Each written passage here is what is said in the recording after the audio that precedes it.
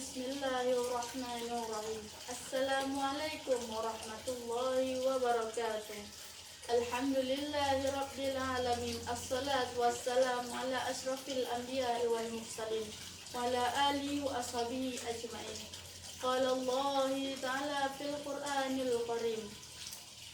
A'udzu billahi minasy syaithanir rajim. Bismillahirrahmanirrahim. Ya ayyuhalladzina amanu kutiba alaikumus syiyam kama kutiba alal ladzina min qablikum la'allakum tattaqun. Shadaqallahul azim. Ya ikhwa fillahi rahimakumullah. Laqad khalaqnal insana fi ahsani taqwim. Allah Subhanahu wa taala telah menciptakan sesempurna makhluk. Lantas apa yang membuat mereka kurang bersyukur atas kenikmatan Tuhannya? Fabi ayyi ala'i rabbikuma tukadziban. Kenikmatan mana lagi yang telah engkau dustakan? Bisa dikatakan bahwa salah satu faktornya ialah seringkali menuruti hawa nafsu, yang mana keseringan hawa nafsu tidak sebanding dengan realita yang dimiliki.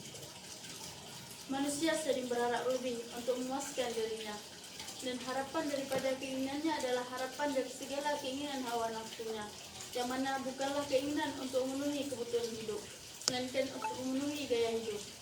Yang mana jika harapan daripada hawa nafsunya tidak tercapai, akan menjadi beban baginya, dan untuk meringankan beban tersebut, ia harus berbuat sesuatu.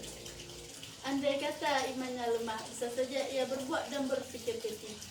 Rasulullah telah bersabda, la yu'minu ahadukum hatta yakuna hawahu taba'an lima ji'tu bihi. Tidak beriman seorang muslim di antara kalian sehingga hawa nafsunya mengikuti apa yang aku bawa.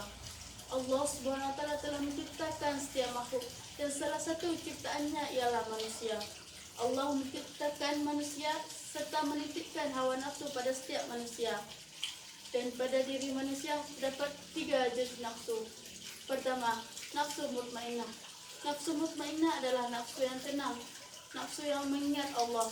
Jika seorang hamba dalam musibah, maka ia tenang dalam menghadapi musibah tersebut, karena ia tahu dan yakin bahwa musibah datangnya dari Allah, maka solusinya juga datang dari Allah. Yang kedua, nafsu lawamah. Nafsu lawamah adalah nafsu yang mengecap dirinya jika berbuat kesalahan, yang mana jika seorang hamba berbuat kesalahan, maka ia akan menyesal dan langsung meminta maaf kepada Allah, memohon ampun kepada Allah, serta memperbaiki dirinya. Yang ketiga, nafsu amarah bisu. Nafsu ini adalah nafsu yang keras, nafsu yang bejat, dan nafsu yang tidak pernah menyesal atas apa yang ia perbuat selama di dunia. Dan seringkali nafsu ini mengarah kepada yang tidak baik atau yang buruk. Allah Subhanahu wa taala telah mengingatkan, berusahalah kamu mencapai nafsu mutmainnah dengan mengingat Allah. Jika tidak mencapai hati yang tenang, maka capailah nafsu lawamah dengan menyesal dan segera mengingat Allah. Dan ingat, jangan sekali-sekali menuruti nafsu amarah bisu. Ketahuilah, di suatu hari nanti semua orang akan menyesal atas apa yang ia perbuat selama di dunia. Allah telah berfirman dalam Al-Quran, Quran Surat An-Nazi'at, A'udzu billahi minasyaitonir rajim. Bismillahirrahmanirrahim. Wa atharal hayatad dunya fa innal jahima hiyal ma'wa. Wa amma man khafa maqama rabbih wa nahan nafsa 'anil hawa fa innal jannata hiyal ma'wa. Shadaqallahul azim.